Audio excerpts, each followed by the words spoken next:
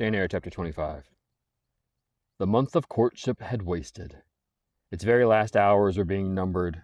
There was no putting off the day that advanced, the bridal day, and all preparations for its arrival were complete. I, at least, had nothing more to do. There were my trunks, packed, locked, corded, ranged in a row along the wall of my little chamber. Tomorrow at this time they would be far on their road to London.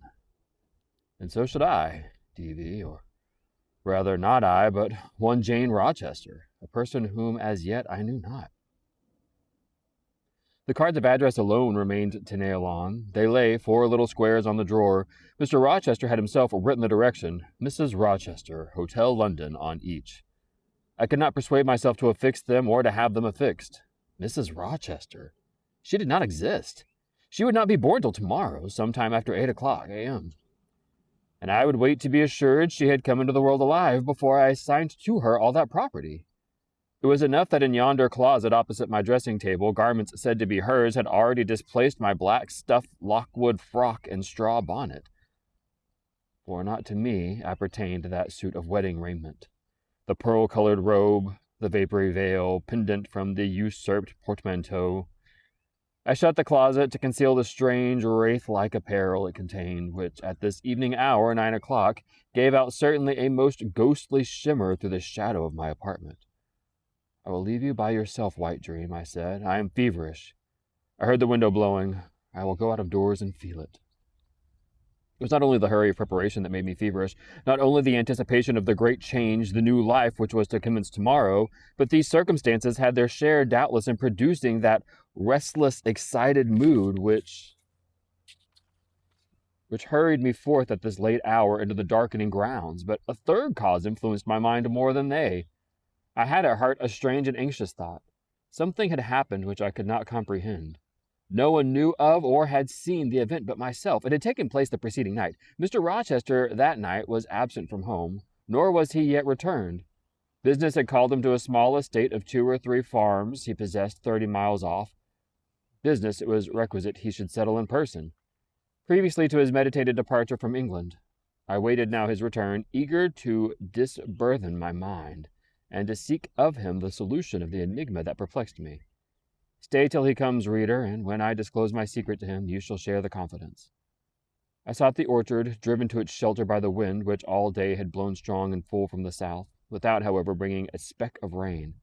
Instead of subsiding as night drew on, it seemed augment its rush and deepen its roar.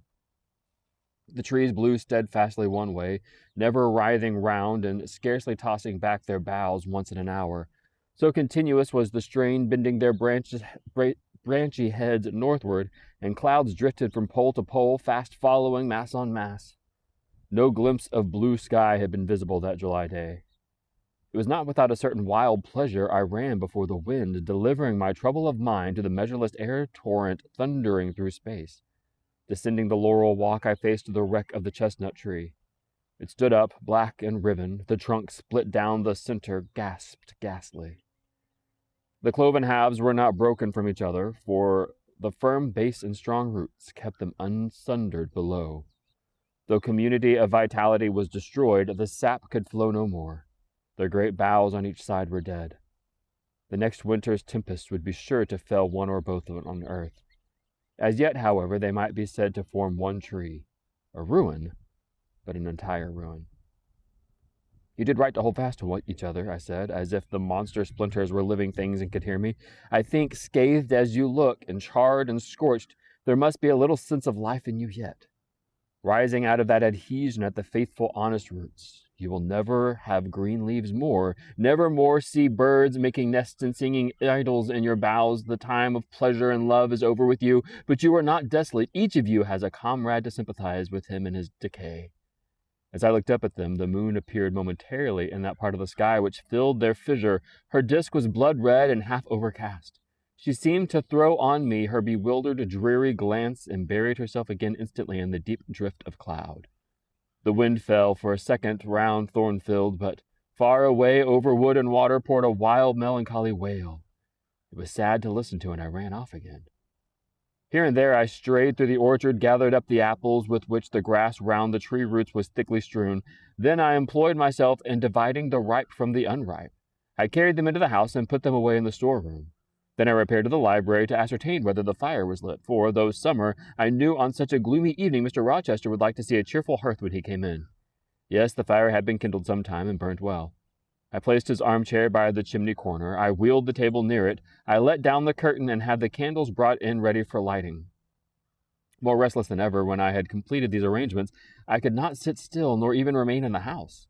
A little timepiece in the room and the old clock in the hall simultaneously struck 10. "How late it grows," I said.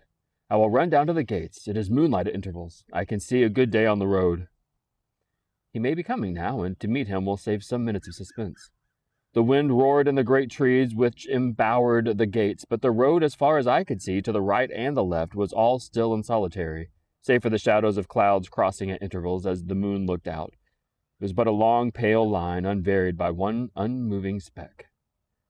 A puerile tear dimmed my eye while I looked, a tear of disappointment and impatience. Ashamed of it, I wiped it away. I lingered. The moon shut herself wholly within her chamber and drew close her curtain of dense cloud. The night grew dark. Rain came driving fast on the gale. "I wish he could come. I wish he could come," I exclaimed, seized with hypochondriac foreboding. I had expected his arrival before tea. Now it was dark. What could keep him? Had an accident happened? The event of last night again recurred to me. I interpreted it as a warning of disaster. I feared my hopes were too bright to be realized, and I had enjoyed so much bliss lately that I imagined my fortune had passed its meridian and must now decline. Well, I cannot return to the house, I thought. I cannot sit by the fireside while he is abroad in inclement weather. Better tire my limbs than strain my heart. I will go forward and meet him. I set out. I walked fast, but not far.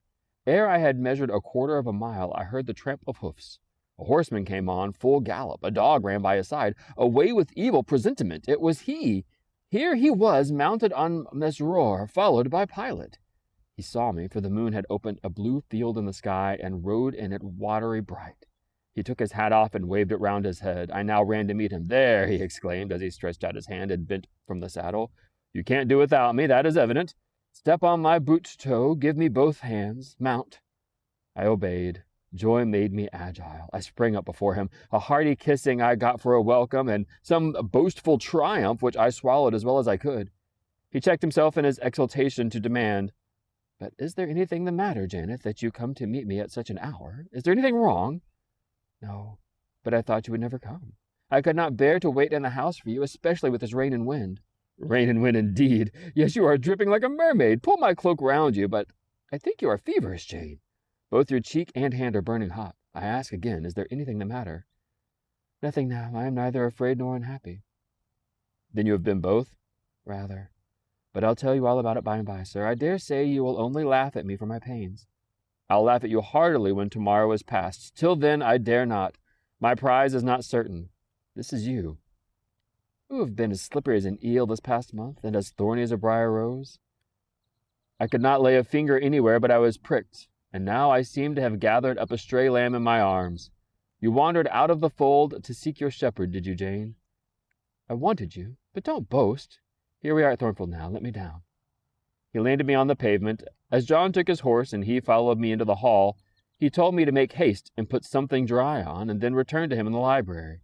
And he stopped me as I made for the staircase to extort a promise that I would not be long.